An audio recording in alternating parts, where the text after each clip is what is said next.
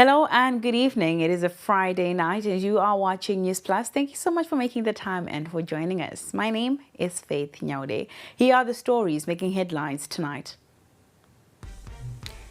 Zimbabwe has sent relief aid to Malawi and Mozambique as part of efforts to help the two neighbors following devastating floods that claimed lives and displaced thousands of people. 9 people have drowned in Filabusi, Matebeleland South Province while attempting to cross a flooded river. We will keep tabs with that story and give you the details as we continue with the bulletin. ZIMSEC says registration fees for exam classes remain unchanged, bringing relief to parents and dispelling speculation that they would have to fork out more this year. And in sport, Caps United has assured fans that the club will have better fortunes this season. This is a far cry from the team's performance last season, which saw it escape relegation by Wesker. Now, our top story this evening, Zimbabwe has reaffirmed its commitment to regional solidarity after sending relief and consignments to Malawi and Mozambique. This following the devastating floods that claimed lives and displaced thousands. The humanitarian assistance officially launched at the Disaster Management Center in Harare. Eben Mabunda filed this report. Now, Zimbabwe has stepped to the fore in solidarity with Mozambique as well as Malawi following the devastating floods that have displaced hundreds of thousands between the two countries. The send-off ceremony marked the dispatch of 1,000 tons of grain and nearly 1,000 blankets destined for Malawi, underscoring Zimbabwe's commitment to regional solidarity and humanitarian support. Defense Minister Mchinguri Kashiri said a further 300 tons of grain will be distributed to Mozambique as part of ongoing relief efforts aimed at cushioning vulnerable communities affected by food insecurity. The relief items being dispatched comprise essential food supplies intended to provide immediate support and restore hope to the affected communities. While these consignments may not erase the hardships faced, they convey a message that Malawi and Mozambique are not alone during this distressed time. The initiative falls under ZimAid, a humanitarian coordination framework established under the leadership of President Emmerson Mnangagwa in line with the National Development Strategy 2's focus on regional and international cooperation.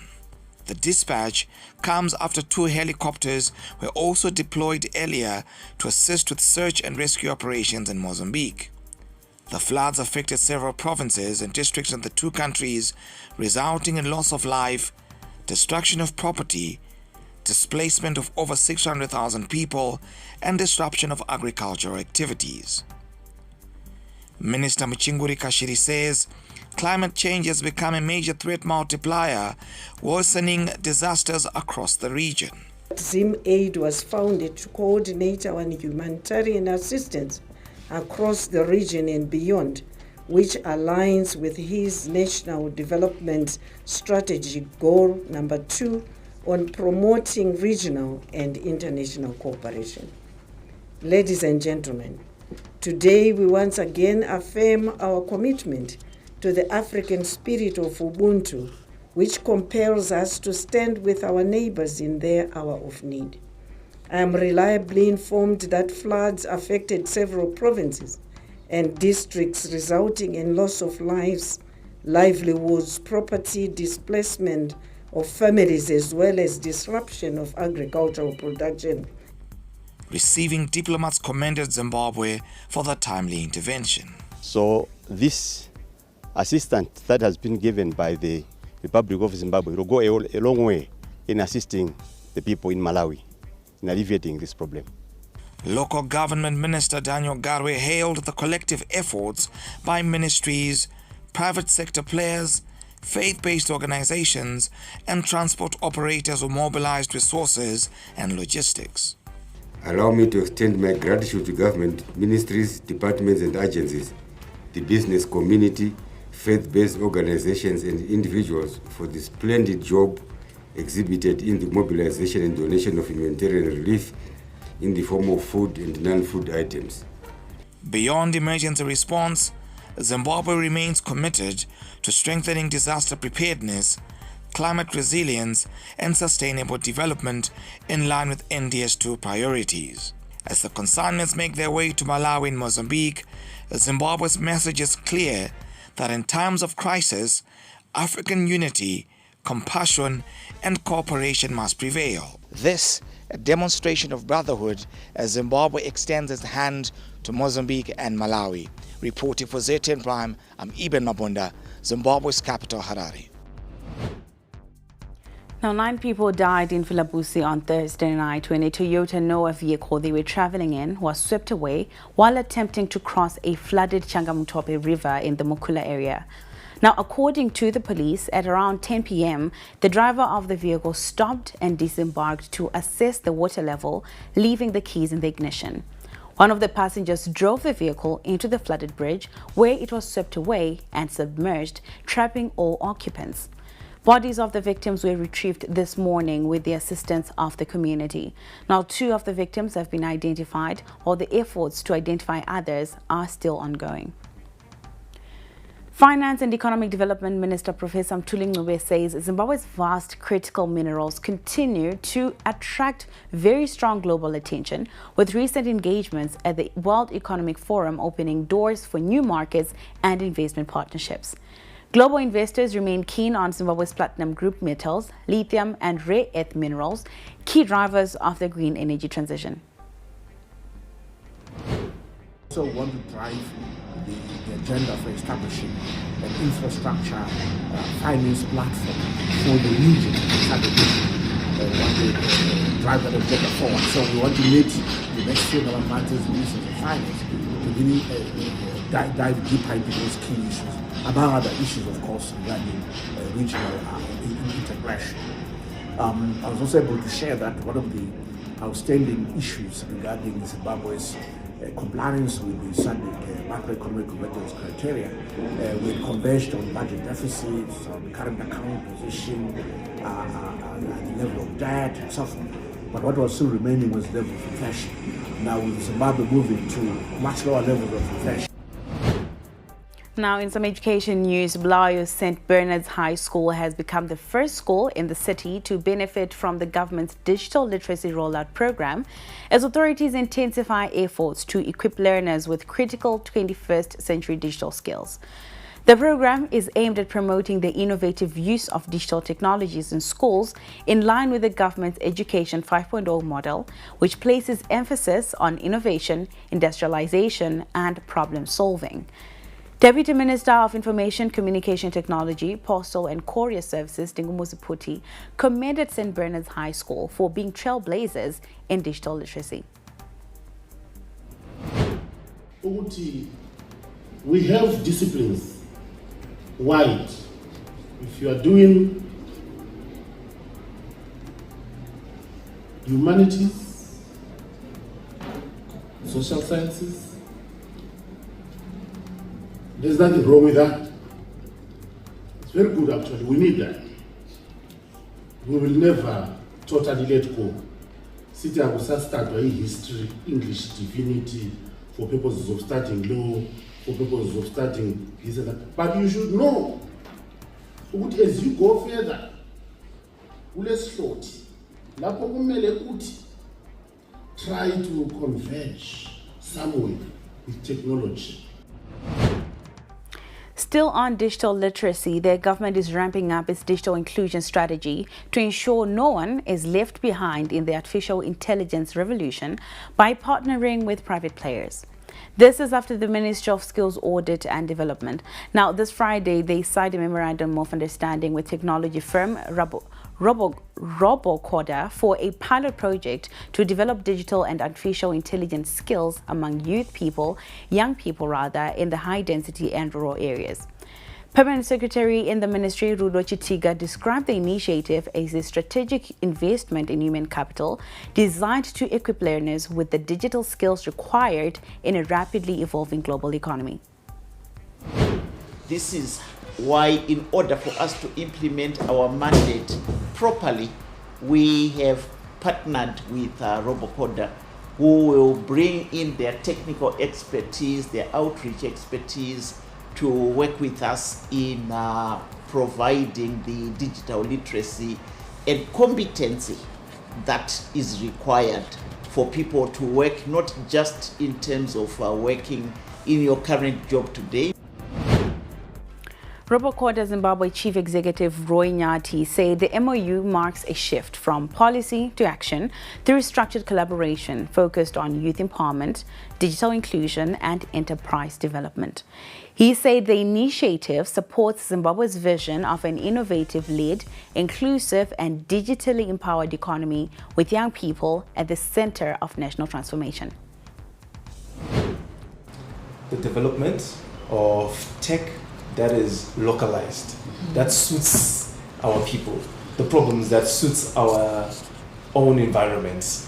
Where if you look at most of the programs that we have or models that are built, they're trained on European data or whatever it is. It's not trained on what we experience, what we're experiencing in Gokwe. It doesn't hold water there. So we are trying to now create what works with us, create our own industries, automate them in the way that our own people can relate to.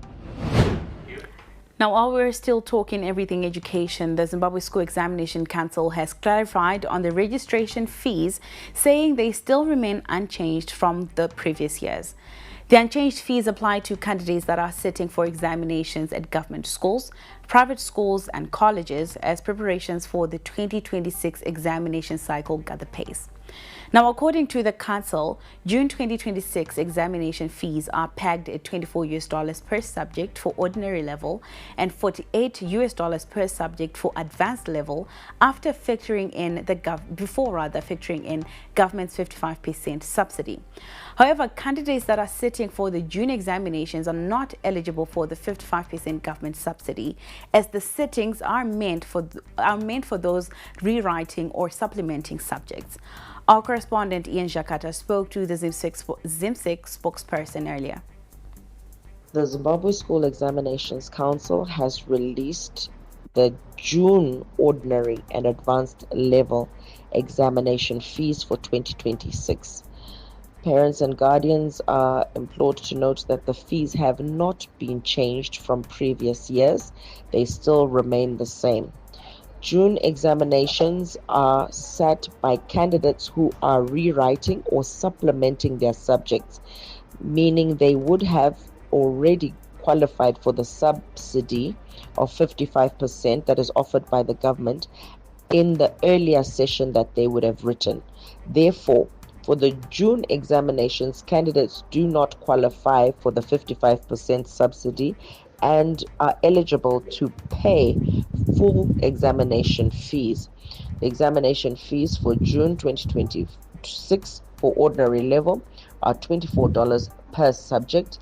At advanced level, it is $48 per subject. And our Newsplus takes a quick break. We'll be back after this. We're kicking your year off in all her glory with more, because we got you. You get it? You know that. We got kicks. We got scores. We got action. We got roars. It's my specialty. We got drama. We got fun. We got more for everyone with an upgrade on us just for you. More channels, more shows, more reasons to stay. We got you. DSTV, we got you all the way.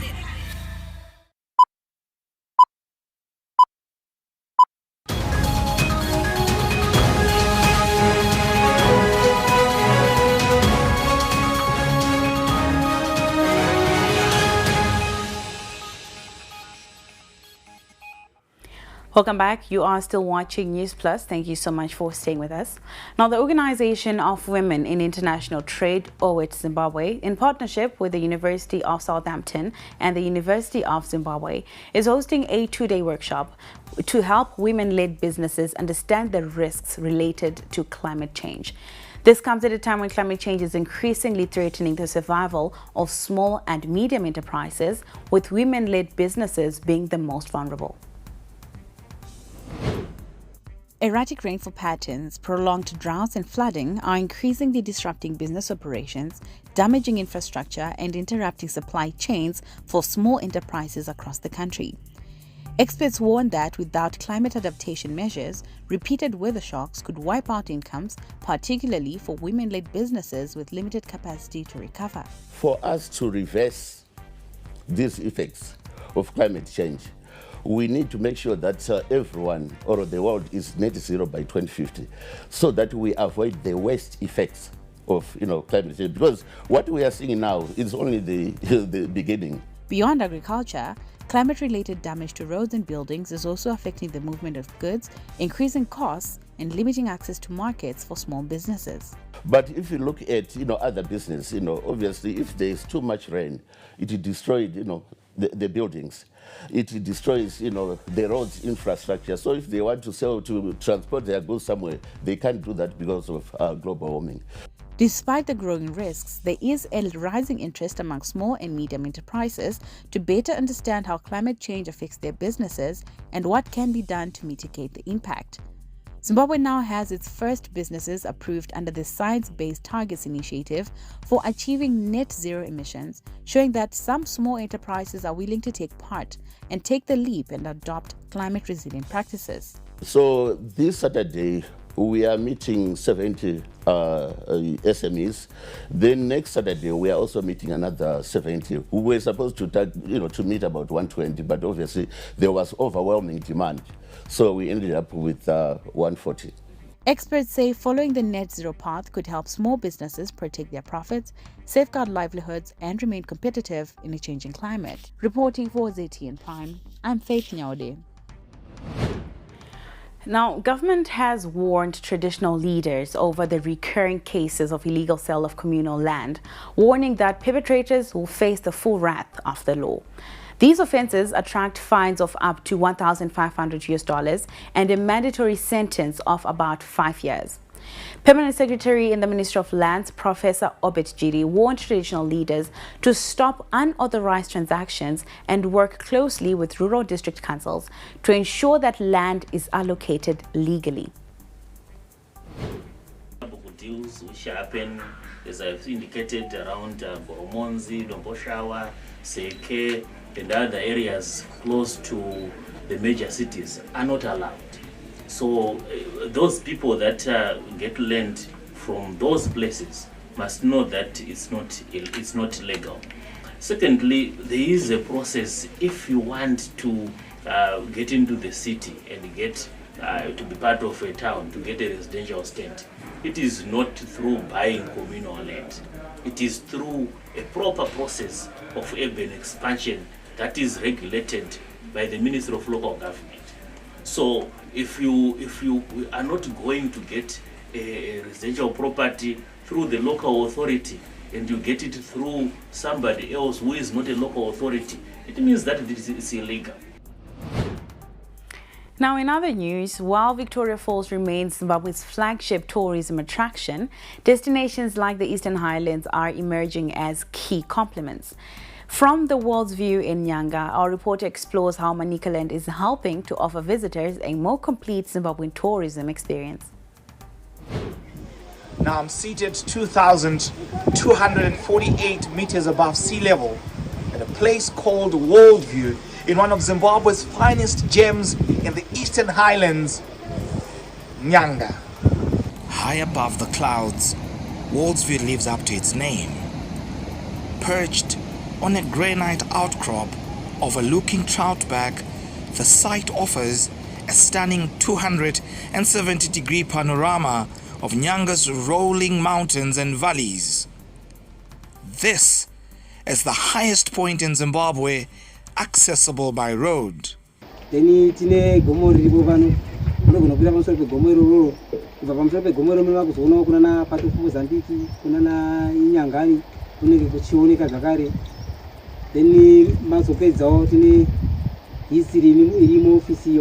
As mist drifts through the valleys and clouds sweep across the peaks, the scenery has drawn comparisons to the Scottish Highlands, making it a must-see stop for visitors.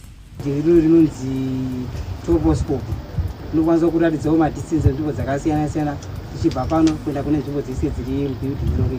For example, pane pakanzi Harare ine 187 kilometers ichiraizvo nekuti inenge iri street line kubva pano tichienda Harare. Then kana iri Bulawayo ndizo saizvozvo inenge iri street line kubva pano futi. World's View is part of a broader Eastern Highlands tourism circuit stretching across Nyanga, the Vumba Mountains, Chimanimani and the Honde Valley. Well, it's the beauty of driving around Nyanga that makes the difference. The exquisite mountain view, the greenery, and even the good as well as the sound roads that you find around this terrain. They are all a part and parcel of the experience. The region offers more than just scenic drives. Trout fishing, bird watching, hiking and waterfalls are part of the package. Wow, I have really had a beautiful time in Nyanga, and this is our third day in Nyanga, and today we just decided to visit the falls, Nyanga Falls, and as you can see the beautiful nature we have in Zimbabwe. So I just urge everyone to come and visit and experience it for yourself. Nyanga also boasts quality accommodation. Industry players say more investment is needed to improve road access and further elevate the destination's brand. As Zimbabwe continues to gain global recognition, destinations like the Eastern Highlands are stepping firmly into the spotlight. Reporting for ZTN 5, I'm Eben Mabunda, Nyangombe Falls, Nyanga.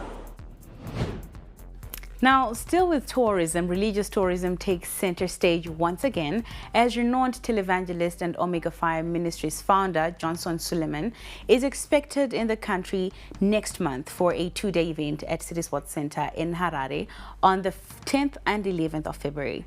The visit by Suleiman marks another major success for Zimbabwe's religious tourism cluster, which the government says is helping to diversify the tourism sector and attract new streams of visitors. A delegation from the Ministry of Tourism and Hospitality, Omega 5 Ministries and other local religious leaders this Friday toured City Sports Center to assess the state of preparedness. We are so grateful for that kind of support which is coming from government. They really want to see that the guests that are coming from outside the country are well cared for. They will be well received from the airport. So we are looking forward to a great outpouring conference in Harare. And this is going to show also the unity in the body of Christ. And this is what we are working towards. And like in the previous programs, like the Daily Healing Conference in the previous show. And now we are preparing to get into the weekend. We're just going to quickly cross over to the weatherman, James Ngoma, to just give us an update as to what to expect in terms of the weather. James, a very good evening to you. Now, we are heading into the weekend. Looking at it, what is the weather expected to look like? Thank you very much for that question. Looking at the forecast for this weekend, we're still expecting a few odd showers here and there because of remnant pockets of moisture, but because of the southeasterly winds that we had over the past few days, they drove the intertropical convergence on our main rain source over the northern parts of the country, drying out much of the atmosphere. So for the next few days, we're expecting more of the sunny skies as we get into Monday, as well as much of next week. So it's going to be sunny and warm across much of the areas. A few isolated showers cannot be ruled out, especially over the northern parts of the country. So to the farmer, this is the perfect time for you to be out and about doing any other things that do not require much rainfall. However, we're still expecting more rainfall as we get into the month of February. Well, James, the weatherman, giving us an update of what to expect in terms of the weather. Now we take a look at what's happening in the world of business. We're kicking your year off in all her glory. With more, because we got you. You get it? You know that. We got kicks. We got scores. We got action. We got roars. It's my specialty. We got drama. We got fun. We got more for everyone with an upgrade on us just for you. More channels, more shows, more reasons to stay. We got you. DSTV, we got you all the way.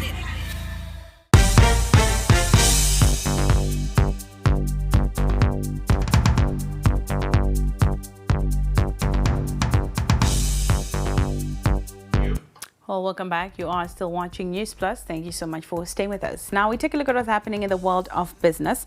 The Zimbabwe Investment and Development Agency, ZIDA, issued 235 new investment licenses in the fourth quarter of 2025. This an 18% increase compared to the same period last year. Actual monitored inflows reached $1 billion United States dollars, reflecting steady investor interest across multiple sectors. These investments reflect rising confidence in the economy, with medium-scale projects strengthening activity across several key sectors and supporting broad-based growth. Projected growth of 18% is encouraging, and once the ease of doing business reforms are fully in place, as they are expected to further boost investment inflows. Kudzanai Sharara, Head Business Hub and Events and Papers, has this to say. The growth trajectory as reported by ZIDA, which is in terms of licenses, which is roughly an 18% growth.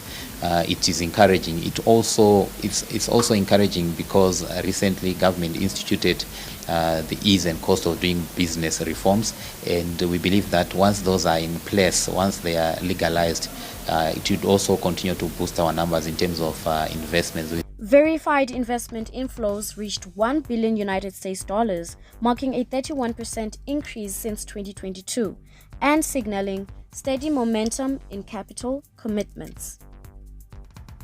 However, these inflows account for only 4% of projected investment, underscoring a persistent execution gap where approved projects are yet to translate into meaningful capital on the ground.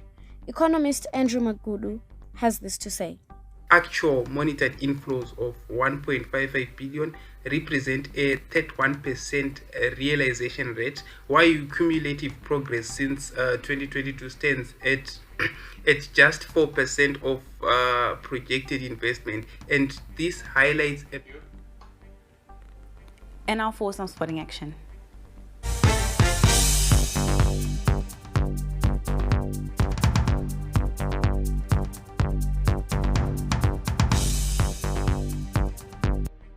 Caps United are leaving nothing to chance as they aim to restore league honour a decade after their last one. A new look green machine led by Texua Chiragwe has kick-started their pre-season preparations, with most of their transfer business concluded early. The club's business is in the off-season has been swift, triggering optimism of capturing silverware in the 2026 season. Thank you very much, Larry. This is going to be a different year. Like what we said, the way we did our business, we once walked this road of winning championship, and you know what is required. And I think we've done justice to that. By mid-October, we had finished designing all the players we wanted. The wish list from coach Texua Chiragwe, we managed to secure everyone except one right back.